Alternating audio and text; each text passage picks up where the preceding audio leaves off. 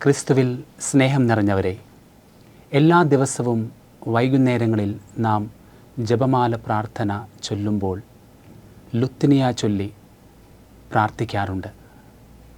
അതിൽ പരിശുദ്ധ അമ്മയ്ക്ക് നൽകുന്ന ഒരു വിശേഷണമാണ് മദർ മോസ്റ്റ് മേഴ്സിഫുൾ. കനിവുള്ള കന്യകെ, ഞങ്ങൾക്ക് വേണ്ടി അപേക്ഷിക്കണമേ. കനിവ്, കരുണ എന്ന വാക്കിൻ്റെ ലത്തീൻ പരിഭാഷ എന്ന് പറയുന്നത് മിസറി കോർദിയ എന്നാണ്. ഇതിന് നമുക്ക് പല അർത്ഥങ്ങളും നൽകാൻ സാധിക്കും. അതിലൊന്നാണ് വേദനിക്കുന്ന മനുഷ്യരോടൊപ്പം നിൽക്കാനായിട്ടുള്ള ഹൃദയം, സഹിക്കുന്നവരോട് പുലർത്തുന്ന അനുഭാവം, എല്ലായ്പ്പോഴും ക്ഷമിക്കാനായിട്ടുള്ള മനസ്സ്. ഇങ്ങനെ പല നിർവചനങ്ങളും നമുക്ക് കനിവ് എന്ന വാക്കിന് കൊടുക്കാനായിട്ട് സാധിക്കും. നമ്മുടെ മുന്നിൽ എത്തുന്ന ഓരോ മനുഷ്യൻ്റെയും അവസ്ഥയും മനസ്സും ആവശ്യവും മനസ്സിലാക്കി പെരുമാറാനായിട്ടുള്ള ഒരു കഴിവാണ് ദയ, കരുണ, കനിവ് എന്നതുകൊണ്ട് നാം ഉദ്ദേശിക്കുന്നത്.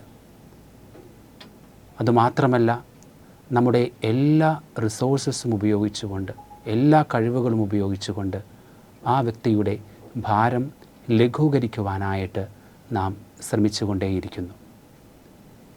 ഇന്നത്തെ സുവിശേഷ ഭാഗത്ത് ഒരു വ്യത്യസ്തമായിട്ടുള്ള രീതിയിലാണ് യേശുനാഥൻ തൻ്റെ കനിവ്, കരുണ പ്രദർശിപ്പിക്കുന്നത്. ഇവിടെ ഒരു കേൾവി ഇല്ലാത്ത ഒരു മനുഷ്യനെ ഏതാനും പേർ യേശുവിൻ്റെ മുൻപിലേക്ക് കൊണ്ടുവരികയാണ്. മറ്റുള്ള രോഗാവസ്ഥയിൽ നിന്നും വ്യത്യസ്തമാണ് കേൾവിയില്ലാത്ത ഒരു മനുഷ്യൻ്റെ അവസ്ഥയെന്ന് പറയുന്നത്. കാരണം കേൾവിയില്ലാതാകുമ്പോൾ പൂർണ്ണമായും ഒറ്റപ്പെടുന്ന ഒരവസ്ഥയാണ്. അന്ന് ഇന്നത്തെ പോലെ ആംഗ്യഭാഷ പൂർണ്ണമായും വളർന്നിട്ടില്ല. അല്ലെങ്കിൽ ഒരു ഹിയറിംഗ് എയ്ഡോ ഇയർ ഡ്രംസോ എന്നീ ആധുനികമായിട്ടുള്ള ഉപകരണങ്ങളൊന്നും, കേൾവിയെ സഹായിക്കുന്ന ഉപകരണങ്ങളൊന്നും അന്നത്തെ കാലത്തുണ്ടായിരുന്നില്ല.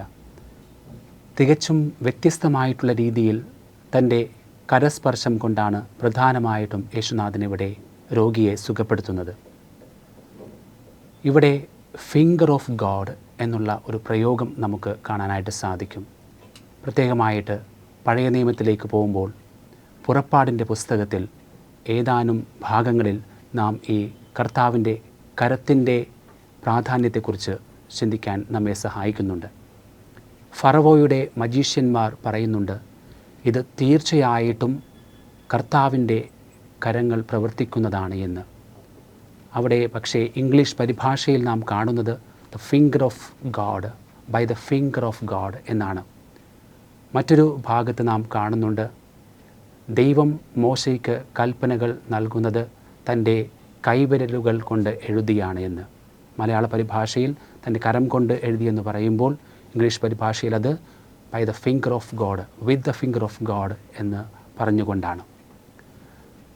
പ്രിയപ്പെട്ടവരെ, നാം ദാനിയേൽ പ്രവാചകൻ്റെ പുസ്തകത്തിലേക്ക് വരുമ്പോൾ അവിടെ ഒരു ഭിത്തിയിൽ കർത്താവിൻ്റെ കരം പ്രത്യക്ഷപ്പെട്ടുകൊണ്ട് ഒരു പ്രവാചക സന്ദേശം എഴുതുന്നത് നാം കാണുന്നുണ്ട്. ലൂക്കായുടെ സുവിശേഷത്തിൽ വരുമ്പോൾ ദൈവത്തിൻ്റെ കരം കൊണ്ടാണ് ഞാൻ പിശാചുക്കളെ പുറത്താക്കുന്നതെന്ന് കർത്താവ് വ്യക്തമായിട്ട് പറയുന്നുണ്ട്. ഇങ്ങനെ ഇവിടെ ദൈവം, യേശുനാഥൻ തൻ്റെ കരങ്ങൾ ഉപയോഗിക്കുമ്പോൾ അതിന് വളരെ മറ്റൊരു പ്രത്യേകത കൂടെയുണ്ട്. താൻ ദൈവമാണ് എന്നുള്ള ഒരു വലിയൊരു പ്രഖ്യാപനമാണ്, തൻ്റെ ഡിവിനിറ്റിയെക്കുറിച്ചുള്ള ഒരു പ്രഖ്യാപനവും യേശുനാഥൻ ഇവിടെ നടത്തുന്നത് നമുക്ക് കാണാനായിട്ട് സാധിക്കും. ഇങ്ങനെ തൻ്റെ മുന്നിലുള്ള വ്യക്തിയുടെ അവസ്ഥ മനസ്സിലാക്കി ജനക്കൂട്ടത്തിൽ നിന്ന് മാറ്റി നിർത്തിക്കൊണ്ട് അവനെ തൻ്റെ കരുണയോടുകൂടെ തൻ്റെ കരങ്ങൾ ഉപയോഗിച്ചുകൊണ്ട് യേശുനാഥൻ സുഖപ്പെടുത്തുന്നു. പാപിനിയായിട്ടുള്ള സ്ത്രീ തൻ്റെ മുമ്പിൽ വന്നപ്പോഴും സക്കേവോസിനെ പരിഗണിച്ചപ്പോഴും ഇങ്ങനെ പല അവസരങ്ങളിലും ആ വ്യക്തിയുടെ അവസ്ഥ മനസ്സിലാക്കി, മനസ്സ് മനസ്സിലാക്കി, ആവശ്യം മനസ്സിലാക്കിയാണ് യേശുനാഥൻ പ്രവർത്തിക്കുന്നത്. അതാണ് കരുണയുടെ ഒരു ഡെഫിനേഷനായിട്ട് നമുക്ക് പറയാനായിട്ട് സാധിക്കുന്നത്. പരിശുദ്ധ അമ്മയുടെ ജന്മദിനമാണ് നാം ആഘോഷിക്കുന്നത് ഇന്ന്. പരിശുദ്ധമ്മയുടെ ജന്മദിനം ആഘോഷിക്കുമ്പോൾ തൻ്റെ പുത്രനിൽ ഉള്ള ഈ ദയയും കരുണയും ഏറ്റവും അധികം പ്രതിഫലിക്കുന്നത് പരിശുദ്ധ അമ്മയിൽ തന്നെയാണ്. ഇതാ നിൻ്റെ മകൻ എന്ന് പരിശുദ്ധ അമ്മയെ നോക്കി പറഞ്ഞുകൊണ്ട് യോഹന്നാനെ ഏൽപ്പിച്ചു കൊടുക്കുന്നത് നാം കാണുന്നുണ്ട്. ആ നിമിഷം മുതൽ എല്ലാ മക്കളെയും, എല്ലാ ദൈവമക്കളെയും തൻ്റെ സ്വന്തം പുത്രരായി പരിഗണിച്ചുകൊണ്ട് കനിവോടുകൂടെയാണ് പരിശുദ്ധ അമ്മ പ്രവർത്തിക്കുന്നത്. പരിശുദ്ധ അമ്മ നിരന്തരമായി പ്രവർത്തിച്ചു കൊണ്ടിരിക്കുന്നു. അവൾക്ക് വിശ്രമമില്ല എന്ന് വിശുദ്ധ വിയാനി നമ്മെ ഓർമ്മിപ്പിക്കുന്നുണ്ട്. ഓരോ വ്യക്തിയെയും സ്വർഗത്തിലെത്തിക്കുന്നതുവരെ അവൾക്ക് വിശ്രമമില്ല എന്ന്.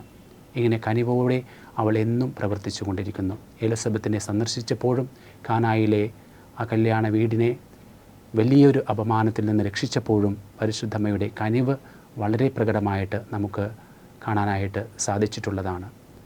പ്രിയപ്പെട്ടവരെ, നാം പരിശുദ്ധ രാജ്ഞി എന്ന പ്രാർത്ഥന എല്ലാ ദിവസവും ചൊല്ലി പ്രാർത്ഥിക്കാറുണ്ട്. ആ കനിവുള്ള മാതാവിനോടുള്ള സുന്ദരമായിട്ടുള്ള പ്രാർത്ഥനയാണ് ഈ പ്രാർത്ഥന. അതിൽ തുടങ്ങുന്നത് തന്നെ പരിശുദ്ധ രാജ്ഞി കരുണയുടെ മാതാവേ എന്ന് പറഞ്ഞുകൊണ്ടാണ്. അങ്ങയുടെ കരുണയുള്ള കണ്ണുകൾ ഞങ്ങളുടെ നേരെ തിരിക്കണമേ എന്ന് പ്രാർത്ഥിക്കുന്നുണ്ട്. അവസാനം കരുണയും വാത്സല്യവും മാധുര്യം നിറഞ്ഞ അമ്മയെന്ന് പറഞ്ഞുകൊണ്ട് നാം പ്രാർത്ഥിക്കുന്നു. ഇങ്ങനെ ആ കനിവുള്ള മാതാവിനോടുള്ള സുന്ദരമായിട്ടുള്ള പ്രാർത്ഥന നമുക്കെപ്പോഴും ജപിച്ചുകൊണ്ട് നമ്മുടെ ഹൃദയത്തിലും ഈ കരുണ ജനിപ്പിക്കാനായിട്ട് സാധിക്കണം. പരിശുദ്ധ അമ്മയ്ക്കുള്ള ഒരു ബർത്ത്ഡേ സമ്മാനമായിട്ട് നമുക്ക് എന്ത് നൽകാനായിട്ട് സാധിക്കും? ഇന്നേ ദിവസം അല്ലെങ്കിൽ വരും ദിവസങ്ങളിലൊക്കെ നമ്മുടെ മുൻപിൽ വരുന്ന ഓരോ വ്യക്തിയെയും അവരുടെ അവസ്ഥ മനസ്സിലാക്കി, മനസ്സ് മനസ്സിലാക്കി, അവരുടെ ആവശ്യം മനസ്സിലാക്കി പ്രവർത്തിക്കാനായിട്ട് നമുക്ക് കഴിയാവുന്ന എല്ലാ രീതിയിലും അവരെ സഹായിച്ചുകൊണ്ട് കരുണയോടെ ദയയോടെ പെരുമാറിക്കൊണ്ട് നമുക്ക് ഒരു ബർത്ത്ഡേ സമ്മാനം പരിശുദ്ധ അമ്മയ്ക്ക് നൽകാനായിട്ട് ശ്രമിക്കാം. ലോകത്തിന് ഏറെ സ്വീകാര്യനായ ടിബറ്റൻ ആത്മീയ നേതാവാണ് ദലൈലാമ. അദ്ദേഹം ഈ കൈൻഡ്നെസ്സിനെ കുറിച്ച്, ദയയെക്കുറിച്ച് പറയുന്നത് ഇപ്രകാരമാണ്: be kind whenever possible, it's always possible. സാധ്യമായ എല്ലാ സമയങ്ങളിലും ദയയുള്ളവരായിരിക്കുക. എല്ലായ്പ്പോഴും നമുക്ക് ദയയുള്ളവരായിരിക്കുവാനായിട്ട് സാധിക്കും.